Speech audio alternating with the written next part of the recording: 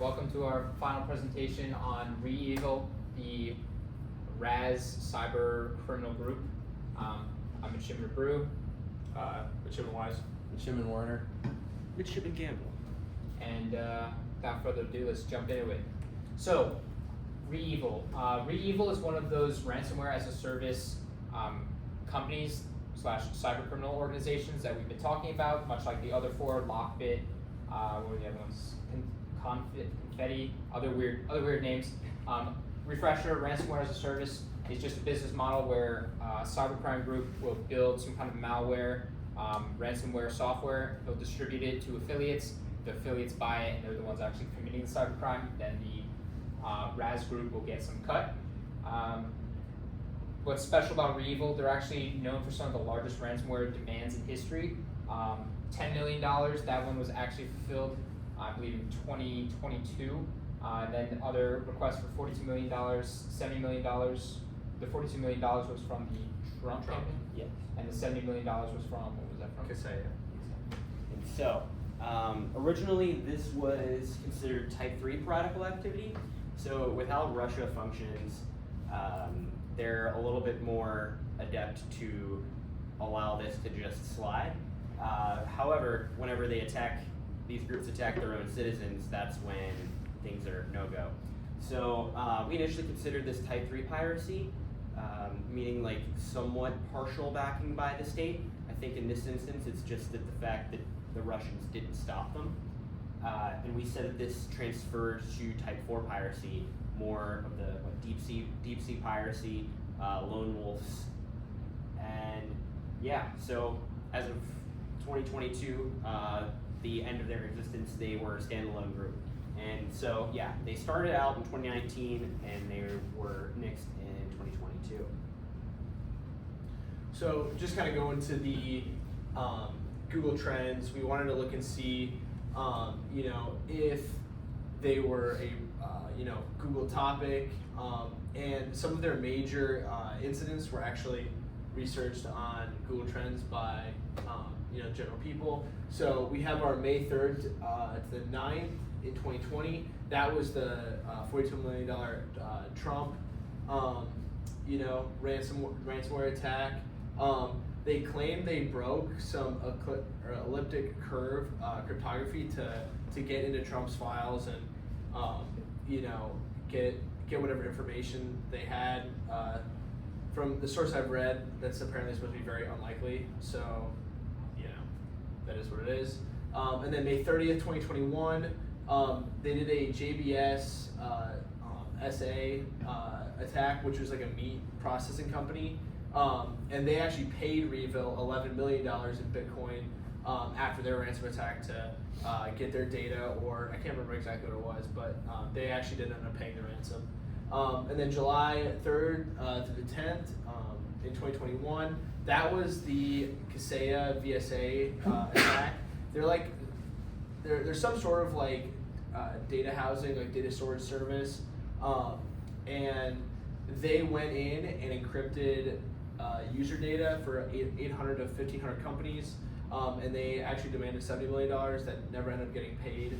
But yeah, and then this final one here, this little blip, their kind of last attack is January, or not their last attack, their last like kind of like major Google Trends hit was in January 2022, which is when the 14 individuals were arrested by the FSB, kind of bringing a lot of their activity to a close. So how does REvil compare to the model Piracy? We kind of go into how it hits all of these 7 topics, but we focus particularly on tools and resources to carry out their operations. That'll get into how they use cryptocurrency, how their ransomware as a service business model works. We'll get into that later, but first, the available population. So as far as the available population goes, in Russia, there's currently 134 million people who have access to the internet, which is about 90.4%. And then there's also 1.753 million people who are unemployed, and then finally there's 13 million people who fall below the poverty line. Kind of the thought process with this is like kind of 2 things: is if you want to be involved in like some ransomware attack, you obviously need to have access to the internet.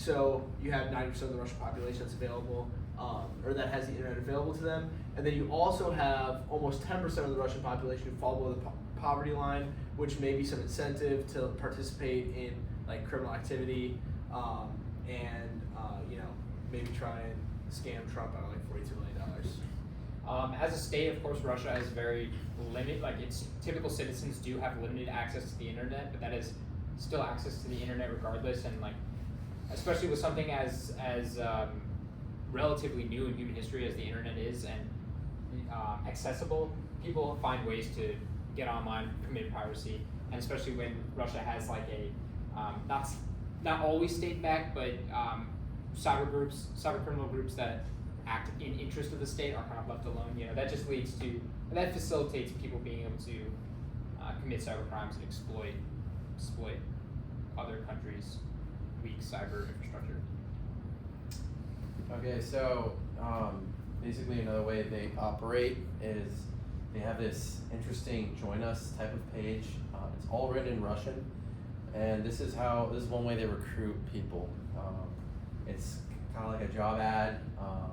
They promise a lot of things in there that they don't always follow through on, which has gotten them into trouble with Russia. They would often also scam their own affiliates out of money that they would promise. And that creates enemies. When you're in the cybercrime business, if you create enemies, it's very easy to get turned on and turned in because those people, know where to find them. And next, we're going to just talk about a secure base of operations. As far as a secure base, there really isn't one spot that they sit. They're everywhere in Russia. They live in the internet, and normally in Russia, as we know, Russia tends to ignore cyber criminals as long as they don't hack other Russians. But REvil is unique in that it did, and it hacked its own members. And that led to the eventual arrest of 14 gang members in 2022, which was kind of a big deal because Russia doesn't typically get its own people. So that's very interesting news. Happy Blog is another place. I would call it the closest thing they have to a base on the internet. This is where they would post all of the information that they stole and expose people. They'd also post the threats that they gave to scare other people and intimidate other companies who might one day be attacked into giving them that information. A lot of the threats just include the basic demands they had and the amount of money they requested. And they were able to hit big companies all over the globe. Notably, I can think of one, it was in India. And yeah, India had to give up a lot of information and lost a lot of money. Alright, access to shipping lanes and goods. So the only access to shipping lanes, because this is we had to adapt this part of the model to our own cyber situation. I'd say that access to the internet is their access to shipping lanes. They recruit from the internet. They don't do that in person. They don't hold like an in-person interview. It's all recruited on the internet, and that's how they also spread their virus. Yeah. And this graphic to the left here basically shows the amount of, the title is Estimation of Regional Exposure to Ransomware Funds. This is how much estimated money from ransomware goes to different countries. So actually you see the US has some, as well as China, but Russia is by far the hottest area on this heat map, showing that a lot of their cybercrime, the money that they get from it through cryptocurrency is obviously cryptocurrencies over the internet. So this just, I guess, agrees with both this point and points we'll make later about their use of cryptocurrency as a tool. So then, yeah. So REvil is a bit interesting because outside support, while in their instance, support wasn't necessarily provided, their method of support gained was the fact that no unwanted attention was really brought upon them, or at least originally. So, and this ended, however, whenever they started to expand their base of victims to other Russians. So Another argument you can kind of yeah. make is affiliates being their outside support, because they're not the ones necessarily committing the cybercrime, but they're committing cybercrime through other people. So they need affiliates to buy their product, and Like there's a take group, a part of that. right? And there's a group called the Fluffy who kind of adapted what REvil did, took similar malware and also spread it. The Fluffy is not like working with REvil. They just use. It's an interesting name, but they use what REvil used.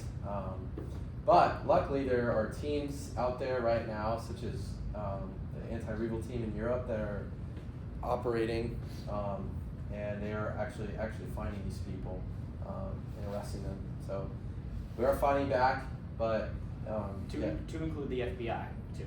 Yes. So yes. Right. Yeah. Effective organization. You'll actually see FBI wanted list right here. So right here we see this was an arrest of 3 suspected REvil members. I'm not going to try to pronounce their names because I probably can't. In 2022 by the FSB. This is when Russia decided to kind of turn against the group and actually acknowledge them as a problem they had to take care of. Of course, they have many known affiliates. That's kind of how their organization works. Again, they're the software supplier, and like they commit some cybercrime on their own, but their affiliates take their software and commit their own cyber crimes. There's known affiliates and of course the unknown affiliates. And so, yeah, that's kind of their structure. They're the suppliers. They have people do business on their behalf, or do cybercrime, I should say, on their behalf, and then they take a cut. So as far as like bonds that forge like group solidarity, I think it's like a little tough, especially when like the group is so small.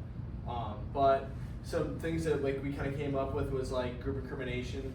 So like, they know things about each other, and if somebody wanted to turn something into the police, like they could, which would be a cool guy move, but it'd be a reason to stay together. Monetary gain, these guys don't want to make money.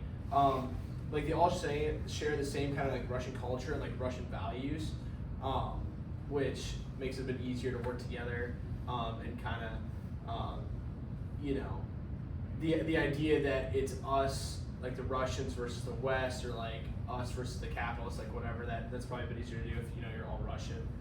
And then we also have viable business. Like, I mean, they did extort a company for $11 million in Bitcoin, so like obviously this, like, they are making money, so Yeah. So further on this, ransomware is like gambling. Whenever you win, and in this instance, you win big.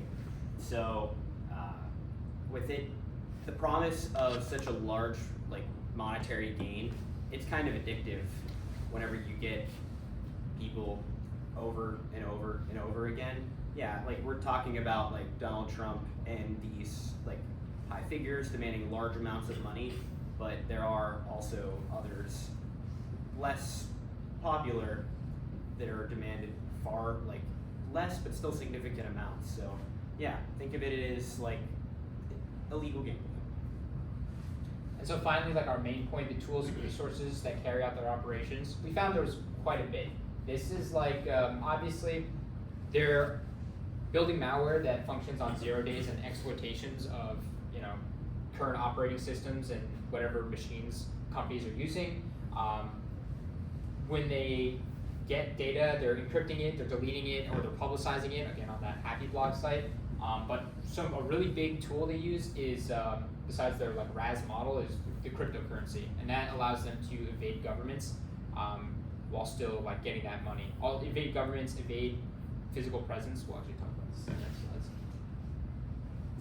Well, first they're structured. So the benefit of a ransomware as a service structure is they can remain somewhat disconnected from their crimes and separate from their affiliates, so that when their affiliates get caught, it isn't necessarily traced back to them. That's as long as the affiliates kind of don't cooperate with law enforcement. They're able to sell their software to a larger group, so rather than them, the developers, necessarily having to commit their cybercrime, they'll develop the software, find exploitable companies, and extend their ransomware and collect ransoms and whatnot. They can have other people do it, collect cuts from them, and so you have overall like more money flowing into them. And then like specialization, they can get really good at just the software part, just the distributing part, and they can leave that criminal activity to other people. And then really interesting, cryptocurrency as one of their tools. So cryptocurrency allows for like non-traceable, non-government affiliated payments without like a physical in-person exchange, which lends really well to these criminal groups. They don't have to be there physically. The government doesn't necessarily track it the same way. It doesn't have to be taxed or anything like that. Not that they pay taxes, but that's a way that like money gets tracked, right? So this graph kind of shows the amount of cryptocurrency ownership in Russia since 2017. Right around some of their biggest attacks, right around 2021, 2022 is when you see those big spikes. Cryptocurrency in general has gotten more popular over time, so that's kind of accounted for. But I mean, from 2020 to 2021, that's a huge spike. So likely REvil is in part responsible for that. So, our association to, this is how they tell me the world ends. So Pearl Roth does not directly incorporate REvil into her framework. However, she does discuss 0 days and also how the government interacts with these cybercrime entities.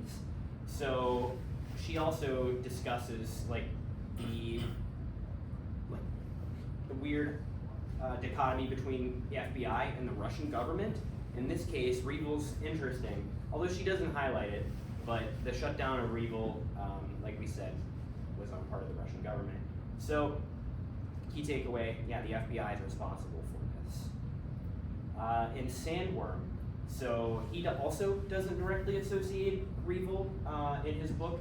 However, there is some interesting overlap. So both discuss both involve in, Sandworm discusses Eternal Blue because they were both used in NotPetya and REvil Ransomware. So it's also interesting that they highlight the differences between what, on the extreme end type 1 and on both extreme ends, type 1 and type 4 piracy. So These are our cited works. all right. Thank you. Thank